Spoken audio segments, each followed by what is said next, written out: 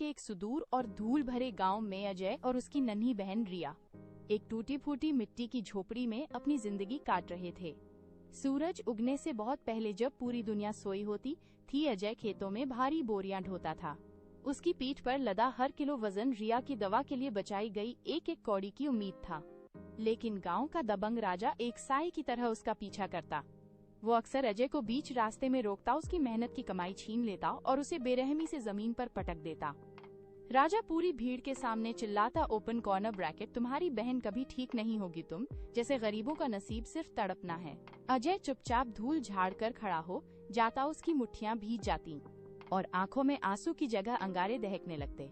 एक मनहूस शाम अजय अपनी पूरी जमा पूंजी लेकर घर की ओर भागा, लेकिन राजा ने उसे फिर घेर लिया।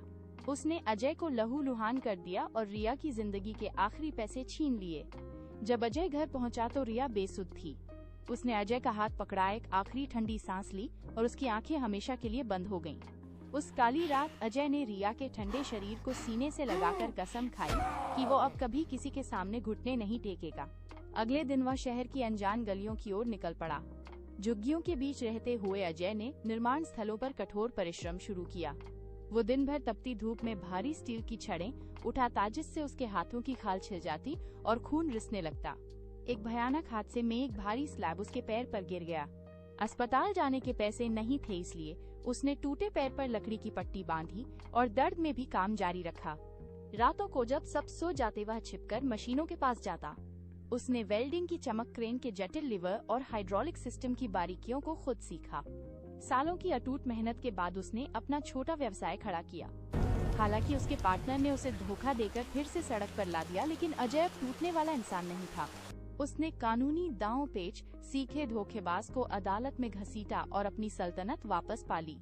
उसकी इसी आग को देखकर एक बड़े उद्योगपति ने उसे अपना मुख्य मैनेजर बनाया और अपनी बेटी माया का हाथ उसके हाथ में दे दिया। कई साल बीत गए और गांव की वही धूल भरी सड़क आज एक चमचमाती काली लग्जरी कार के टायरों से गूंज उठी।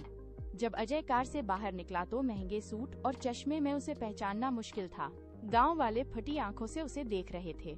तभी एक बूढ़ा और लाचार आदमी भीड़ से निकलकर अजय के पैरों में गिर पड़ा। वो राजा था जो अब दाने दाने को मोहताज था। वो अजय से नौकरी की भीख मांगने लगा।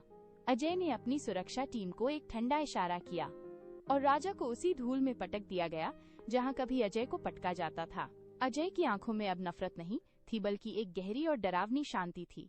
उसने राजा की ओर एक सिक्का फेंका, जैसे किसी तुच्छ वस्तु को दान दिया जाता है। उसने एक शब्द भी नहीं।